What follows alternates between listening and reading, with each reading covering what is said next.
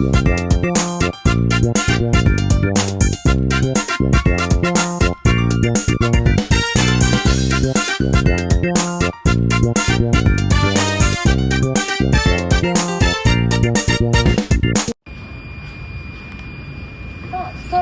nak tanya, apa tu e-learning ni? Ini apa tu? Saya tahu tentang ini. Apa yang saya tahu e-learning ini ianya adalah fleksibel di mana kita boleh belajar bila masa. Oh, Saya pun tak berapa tahu pasal e-learning. Kita pun tak tahu pasal apa itu e-learning. Kalau generasi akan datang, macam mana ya? Jadi, korang pun tak tahu kan apa itu e-learning. Jom kita tengok apa itu tadi.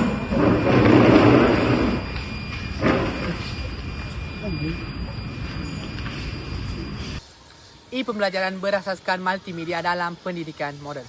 Tahukah anda apa itu e-learning? E-learning pembelajaran ialah kaedah pembelajaran yang menggunakan teknologi digital dan internet untuk menyampaikan bahan pembelajaran secara talian dalam tanpa batasan masa dan tempat. Kepentingan dalam pendidikan masa kini. E-pembelajaran penting ia kerana menyokong pembelajaran fleksibel, meningkatkan akses kepada ilmu, pengetahuan serta membantu pelajar dan guru menyesuaikan diri dengan perkembangan teknologi pendidikan.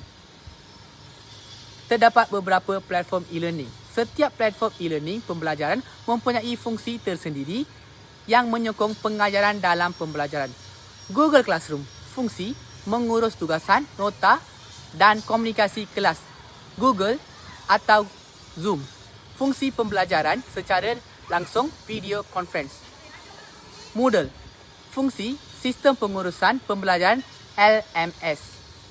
Hai semua, hari ini saya nak berkongsi tentang e-pembelajaran. E-pembelajaran ini ialah cara kita belajar guna teknologi digital macam internet, komputer atau telefon pintar. Best kan? Jadi kita boleh belajar pada bila-bila masa dan di mana sahaja. Tak terikat dengan kelas fizikal tau. Bayangkan tengah santai di rumah pun kita boleh akses untuk mencari ilmu. Fleksibel kan? Dalam e-pembelajaran, banyak bahan multimedia yang digunakan. Antaranya video pembelajaran, animasi, grafik, audio dan simulasi interaktif. Semua bahan ini bukan sekadar cantik, tapi membantu kita untuk faham konsep dengan lebih mudah. Sebab bila pembelajaran menyeronokkan, kita lebih cenderung untuk fokus dan ingat apa yang dipelajari. Contohnya video interaktif. Dalam video ini, kita boleh menjawab soalan atau kuis secara terus semasa belajar. Jadi, kita boleh nilai sendiri sejauh mana kita faham topik itu. Kalau tersalah tulis, kita boleh ulang dan belajar semula. Macam ada guru peribadi yang sentiasa pantau pemahaman kita. Selain video, animasi pula membantu kita untuk menerangkan konsep yang susah atau abstrak.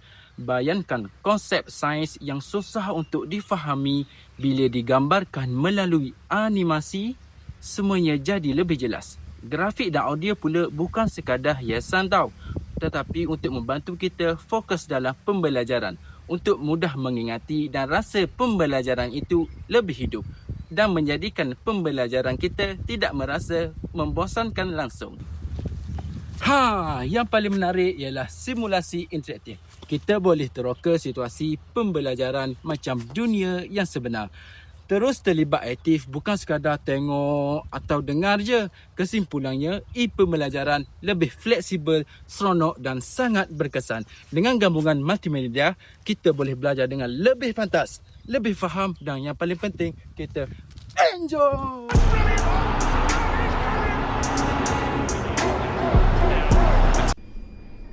teknologi web memainkan peranan penting dalam menyokong sistem e-pembelajaran.